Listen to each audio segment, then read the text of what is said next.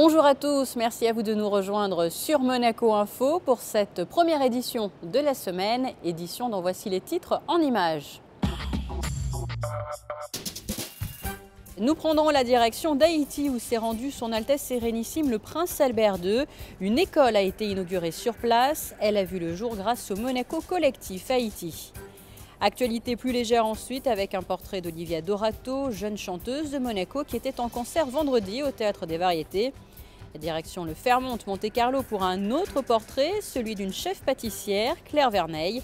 Et puis comme tous les lundis, place au sport après cette édition avec Frédéric Elion. Direction Haïti pour débuter cette édition pour le premier volet d'une série de reportages que nous diffuserons tout au long de la semaine consacrée à ce pays. Il faut dire que Son Altesse Sérénissime le Prince Albert II s'est rendu à Haïti pour inaugurer une école financée par le Monaco Collectif Haïti, un collectif qui avait vu le jour au lendemain du terrible tremblement de terre qui avait ravagé le pays en 2010. Une équipe de Monaco Info s'est rendue sur place. Reportage signé Fabien Bonilla et Sylvain Perromal.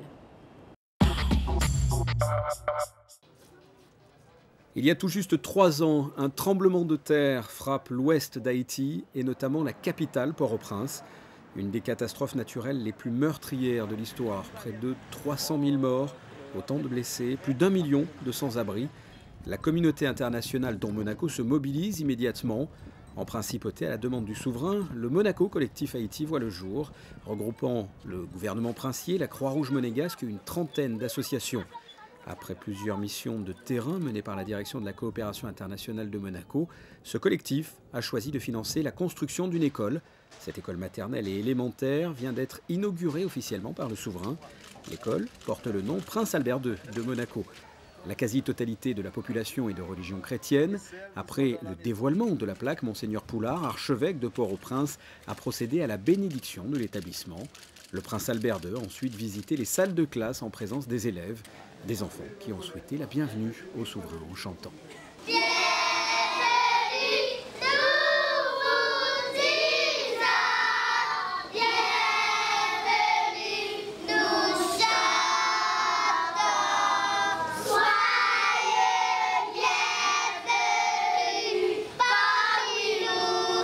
Au vu de la souffrance et du drame qu'ont vécu ces enfants, cette inauguration officielle en présence de la délégation monégasque revêt une importance et une émotion particulière.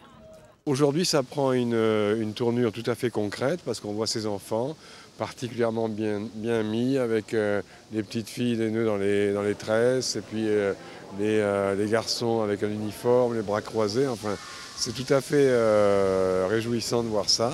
Écoutez, à côté des bidonvilles, il y a un espace où éventuellement quelques centaines d'enfants peuvent trouver un moment disons, privilégié où ils pourront avoir une éducation normale, telle qu'on la connaît en tout cas dans nos pays.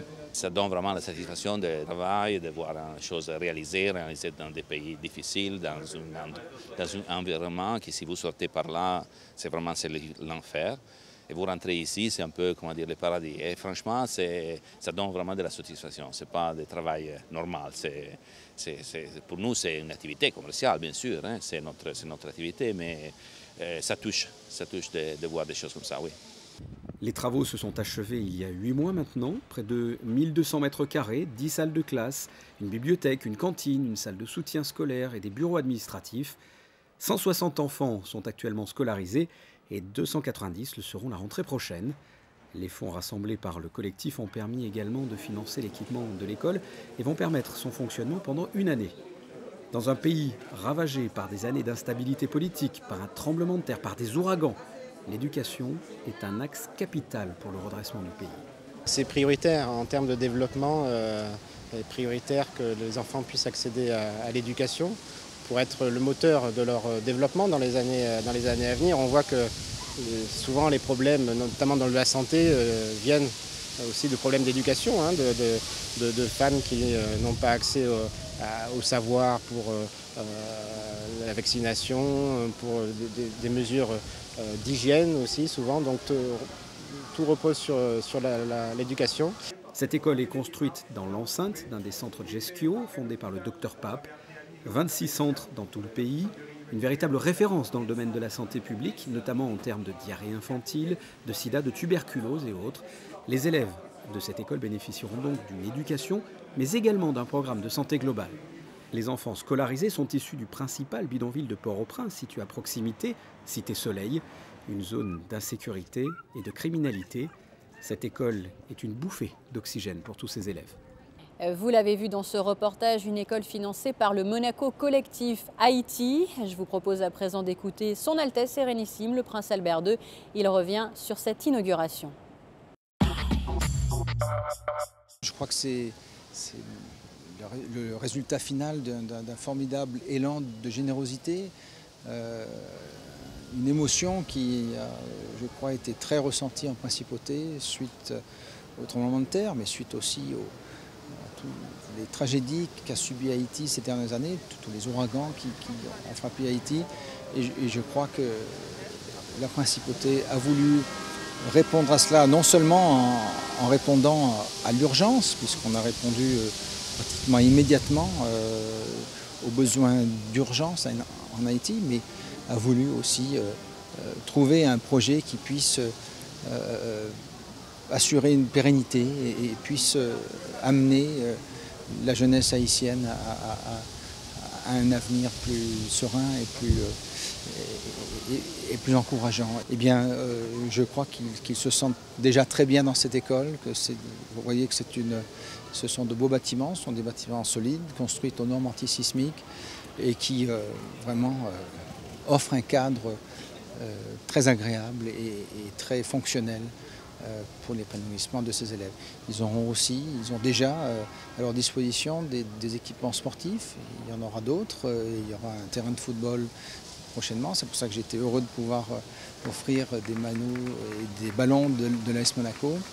Et donc voilà, je suis heureux qu'il y ait un petit coin de Monaco en Haïti et que ces enfants puissent vraiment trouver ici un lieu de savoir, de partage de connaissances et d'épanouissement.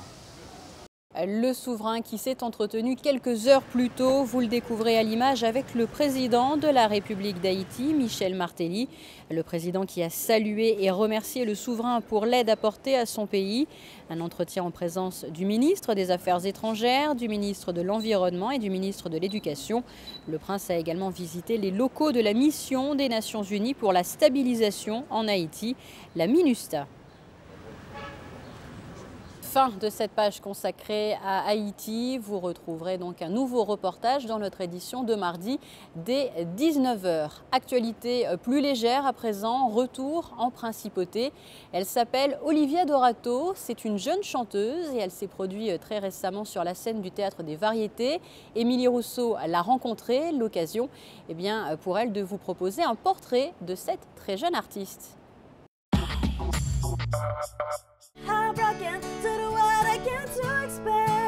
À bientôt 15 ans, Olivia Dorato a déjà tout pour elle pour réussir une belle carrière. Auteur, compositeur, interprète, la jeune artiste monégasque vient de sortir son premier album aux influences pop-rock. Et vendredi, elle a donné son premier concert au Théâtre des Variétés. Depuis quelques années déjà, Olivia compose ses mélodies et écrit ses textes, des textes plutôt mûrs pour son âge. Je m'inspire de ma vie, de tous les jours, des problèmes d'ado, des problèmes de cœur ou alors ce que je vis, quoi.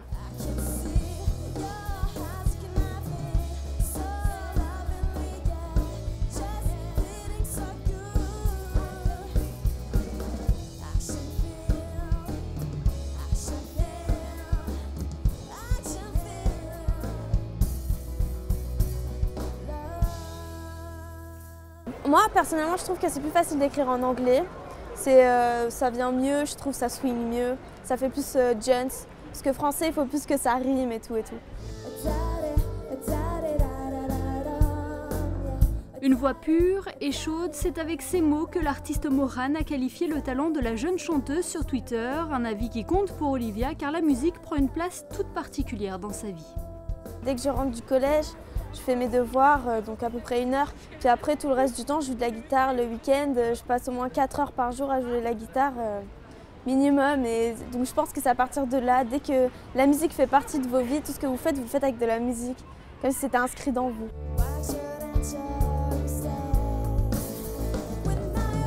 Ce concert annonçait la sortie du premier album d'Olivia Dorato, Heartbroken, un album composé de 10 titres en anglais et en français. Il sera prochainement disponible sur Internet, notamment sur iTunes, Deezer ou encore Amazon.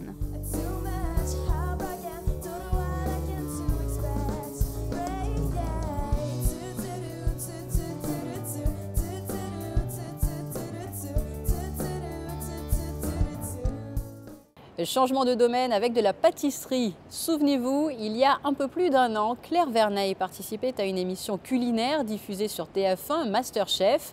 Depuis, cette jeune niçoise a rejoint les équipes du chef Philippe Johannes au Fairmont Monte-Carlo. Nous l'avons rencontré pour vous. Elle était avocate et a décidé d'abandonner sa robe pour porter une toque. Et oui, Claire Verneille a rejoint les équipes du Fairmont Monte-Carlo. Elle est aujourd'hui chef pâtissier et affiche un large sourire. Et pour cause, la cuisine est une passion qui l'anime depuis son plus jeune âge. Comme beaucoup de personnes, c'est grâce à ma grand-mère. En fait, j'ai eu la chance d'avoir une grand-mère qui avait fait les arts ménagers et qui avait dans sa villa devant des fleurs, mais derrière, c'était le paradis. C'était des arbres fruitiers, c'était juste magique. Et donc c'est avec elle, voilà. J'ai hérité de ces chutes de pâtes que j'ai farinées généreusement dès l'âge de 3 ans. J'ai des souvenirs d'enfance, c'est lié au fait de chercher les œufs justement dans le jardin, des gâteaux d'anniversaire. C'est vrai que les souvenirs que j'ai, c'était des gâteaux où j'avais l'impression qu'ils étaient, que j'arriverais jamais à les finir. C'était des poules en chocolat, c'était des œufs, c'était l'odeur de la pâtisserie pour aller chercher le goûter. C'est vraiment, je crois que j'ai eu cette chance-là d'être entourée de bons produits très tôt et ça m'a marquée. Avant de rejoindre les cuisines du Fairmont Monte-Carlo, Claire Verneille a pu appliquer les conseils de sa grand-mère au cours de stages et de concours, comme celui de MasterChef sur TF1 où elle a décroché la 4e place. Je pense que j'étais très chanceuse là-dedans parce qu'une fois éliminée, j'ai démarché les chefs de ma région. Je ne pouvais pas dire ce que j'avais fait. J'ai dit j'ai fait un concours de cuisine. J'ai pas de CAP, j'ai rien, mais j'aimerais savoir ce que c'est la réalité. Et donc j'ai d'abord intégré l'ancien restaurant de Roger Verger à Mougins, l'Amandier. Après, ça a été des dîners à 4 mains avec un chef étoilé de Istres, la table de Sébastien Richard. Et des belles rencontres. Michel Portos qui m'a ouvert effectivement les portes de sa cuisine pour un stage. Michel Roth, le Ritz, qui m'a dit tu es sortie en 4e, ils sont venus à 3 faire l'épreuve, tu vas venir toute seule.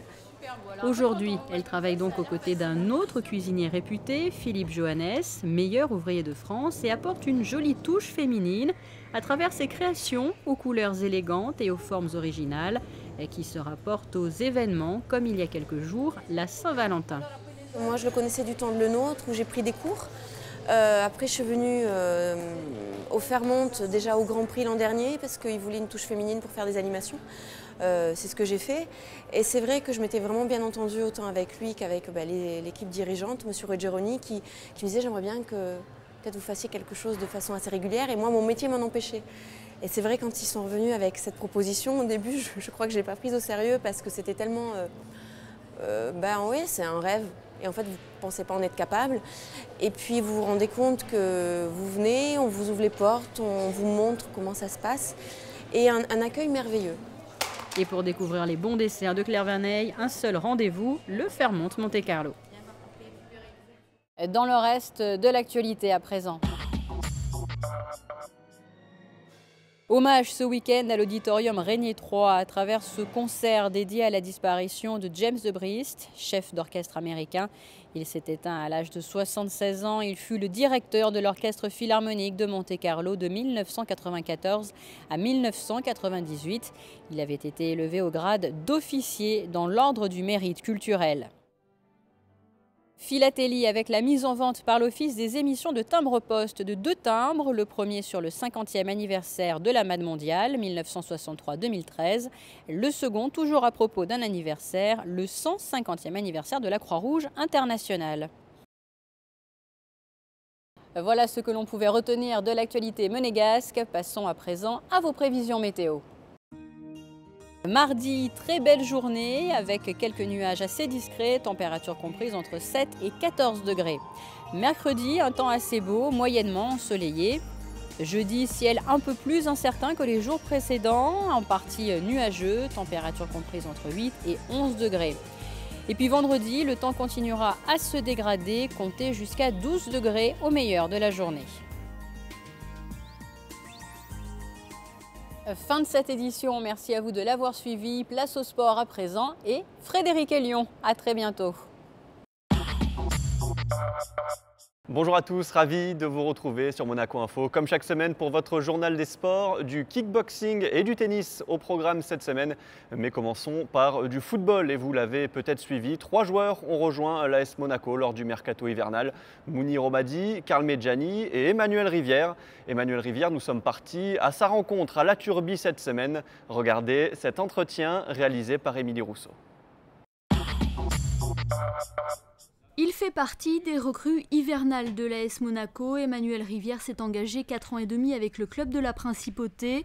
En manque de temps de jeu à Toulouse, le nouveau numéro 10 assémiste est venu renforcer l'équipe de Claudio Ranieri avec en tête l'objectif de s'inscrire dans la durée et de retrouver l'élite.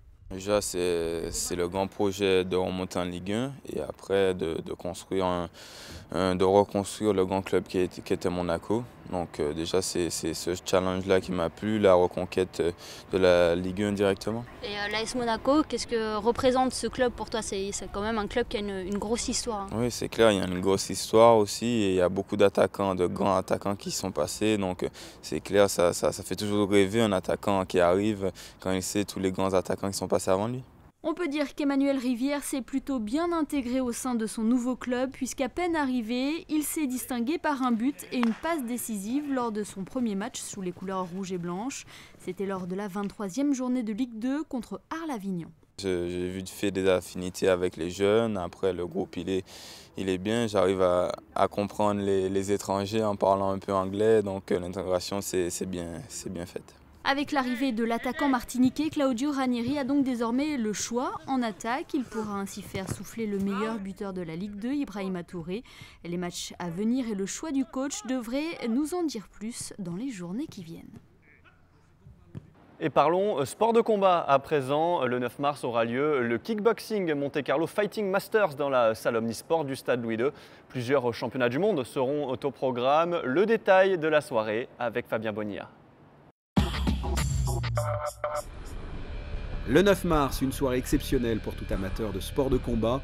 Au total, 8 championnats du monde de kickboxing, championnat organisé par l'Académie internationale de self-défense et sport de combat de Monaco. On a quand même un public qui demande ce sport. Et en 2011 d'ailleurs, nous avions fait un gala pas aussi important, mais qui avait eu un vif succès. Et puis les gens redemandent.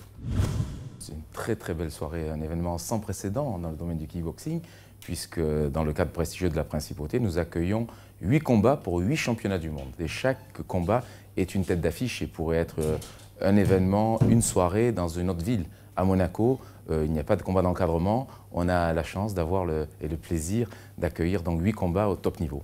Sans peur et sans reproche, de grands combattants sur le ring. Au total, 8 nationalités seront représentées.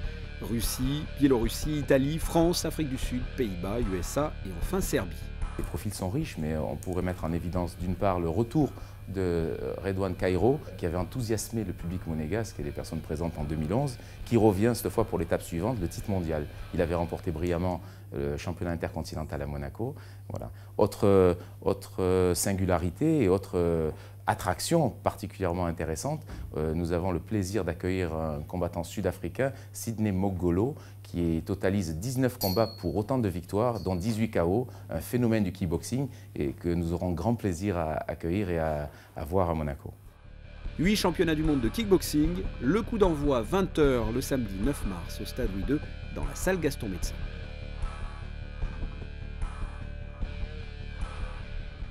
Et place maintenant à vos résultats sportifs du week-end. En tennis de table, première victoire pour l'AS Monaco en National 2, 11-6 face à Annecy. Premier pas vers le maintien pour les pongistes monégasques. En basket, l'AS Monaco a battu Rennes samedi 80-75. Les monégasques sont 8e au classement et toujours dans la course au play-off. Les handballeurs se sont également imposés, victoire 34-26 sur le parquet de Mangé-Vaudan. Monaco conserve sa première place, 1 point devant Frontignan. Les volleyeurs complètent le week-end parfait des équipes monégasques. La SM Volleyball a nettement dominé Meyzieux 3-7-0. 13e victoire consécutive pour Monaco qui reste invaincu en National 3. Et enfin, en aviron, ce week-end se déroulait la 9e édition du Challenge Prince Albert II, une compétition organisée par la Société nautique de Monaco à l'occasion de ses 125 ans. 45 clubs étaient engagés, victoire finale de Thonon devant San Michele et Cassis. Monaco termine à une belle 5e place. Dans 2 mois, vous le savez, le Monte Carlo Rolex Masters débutera au Monte Carlo Country Club en présence, comme chaque année, des meilleurs tennisman de la planète. Et en préambule de cet événement, des animations de mini-tennis étaient organisées sur le port Hercule. Voyez ce reportage. La petite balle jaune a décidément la cote en principauté, après l'exploit face à la Biélorussie en Coupe Davis début février, et avant le Masters 1000 en avril, le Monte Carlo Country Club organisait des animations mini-tennis sur le port. L'occasion de mettre en valeur les joueurs monégasques qui ont brillé en Coupe Davis, de promouvoir le tennis, et surtout de permettre aux jeunes de s'initier à ce sport. Pour nous, c'est une première. Et donc là, surtout le week-end, on a mis en place un cours de mini-tennis où on a des instructeurs et les joueurs de l'équipe de fédération monégasque de Coupe Davis qui viennent pour faire des échanges aux enfants. Un radar pour mesurer la vitesse de service, des jeux vidéo modernes que les enfants aussi adorent. Et on fait des petits tournois, et ils gagnent des lots offerts par les partenaires et aussi des places que l'on fait gagner pour les premiers jours du tournoi, tout au long du week-end. Et parmi les joueurs venus taper la balle avec les enfants, Benjamin Balleret, grand artisan de la victoire contre la Biélorussie en Coupe Davis. C'est bien pour la promotion du tournoi, montrer un peu aux gens ce qu'est le tennis, aux petits. Après, ils ont envie, voilà, c'est dans 2 mois, je crois, le tournoi, de venir voir les matchs. Donc c'est bien, non, et puis moi ça me fait plaisir. Il y avait Guillaume et Thomas qui étaient là aussi. Donc non, c'est sympa, voilà, il y a pas mal de monde, on n'arrête pas, donc c'est bien. L'initiative a surtout plu aux plus petits qui se sont succédés sur les différents ateliers comme le radar ou les jeux vidéo et qui ont pu se défouler sur le cours de mini-tennis. C'est quand même une bonne idée parce que si on ne sait pas très bien jouer et on veut s'entraîner, on peut s'entraîner ici. Je pense la même chose parce que en fait, on peut s'entraîner gratuitement. Il y a des professeurs, ils évaluent la force pour savoir et voilà. Le Masters de Monte Carlo débutera le 14 avril. Les meilleurs joueurs du circuit devraient comme chaque année être présents. Date butoir pour la fin des inscriptions le 18 mars. Salut! Ce journal des sports est à présent terminé. Merci à tous de l'avoir suivi. À très bientôt sur Monaco Info.